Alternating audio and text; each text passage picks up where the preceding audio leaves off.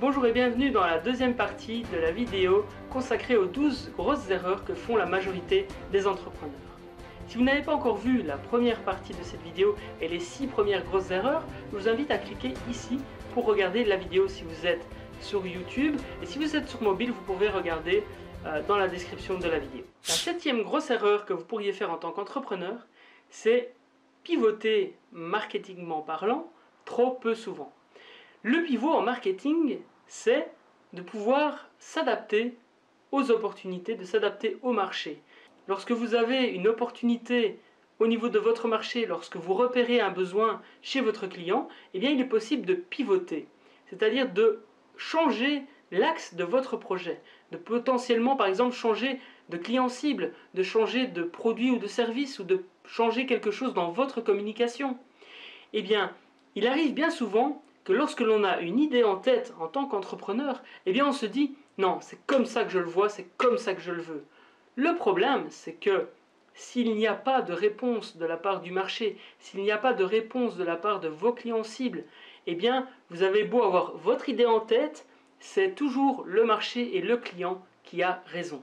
Donc, pivoter, ça fait partie pleinement d'un projet d'entreprise. Et une entreprise qui a 10 ans peut également pivoter et innover dans son entreprise. Ce n'est pas destiné spécialement aux porteurs de projets. La 8e grosse erreur que vous pourriez faire en tant qu'entrepreneur, c'est de fantasmer votre projet. Et quand j'utilise le mot fantasmer, ce n'est pas pour rien.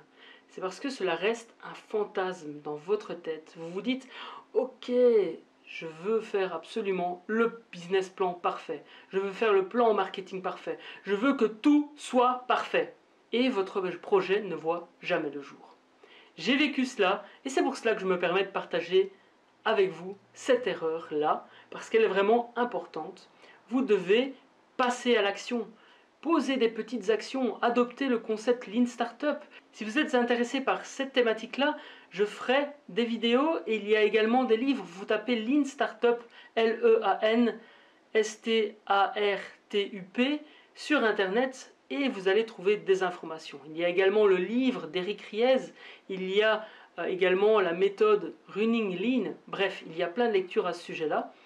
Osez passer à l'action. Votre projet ne sera jamais parfait. En tous les cas, pas parfait comme vous le voudriez.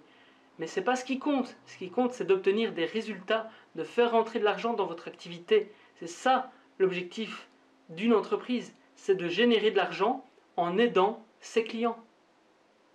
Donc passez à l'action, s'il vous plaît. C'est vraiment une erreur qui me tient à cœur parce que je l'ai vécu et ça m'a freiné pendant plusieurs mois.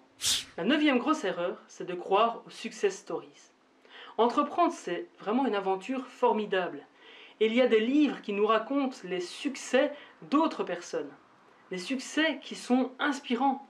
Ça, c'est l'objectif d'une success story, c'est d'inspirer les autres, d'initier l'inspiration et de donner envie aux autres de faire les mêmes choses. Par contre, sachez que pour une success story, il y a des milliers d'autres personnes qui galèrent. Je compare souvent cela aux artistes musicaux ou bien aux acteurs, car pour un acteur à succès, il y a généralement des centaines d'autres qui galèrent pour pouvoir gagner leur vie avec leur art, avec leur passion. Donc, inspirez-vous des success stories, mais sachez que les success stories sont bien souvent peu le reflet de la réalité. La 10e grosse erreur, c'est de ne pas avoir de moteur. Je vous propose de vous poser la question, pourquoi faites-vous les choses? Pour quelles raisons avez-vous décidé de créer votre entreprise? C'est ce moteur-là, c'est cette envie-là que vous devez garder au fond de vous tout au long de votre projet. Parce que sans moteur, car sans cette motivation-là, eh bien vous allez abandonner au premier obstacle que vous allez rencontrer. Donc vraiment, posez-vous la question, pourquoi, pour quelle raison je veux faire ce projet? Qu'est-ce qui me motive intrinsèquement? Qu'est-ce qui me donne cette envie de me lever chaque matin à vouloir réaliser ce projet d'entreprise-là ou à vouloir faire grandir mon entreprise? Vraiment, ayez cette motivation en tête tous les jours, tous les matins. Placardez-la où vous le voulez, sur votre frigo, devant votre bureau. Placardez cette motivation et gardez-la en tête tous les jours parce que c'est ce qui va vous permettre de surmonter les obstacles et de faire grandir votre entreprise. La 11e grosse erreur que vous pourriez rencontrer en tant qu'entrepreneur, c'est de confondre coût et investissement. La première chose que je dirais par rapport à cela, c'est que vous devez investir dans votre développement personnel, dans votre développement humain, parce que c'est vous le porteur de projet.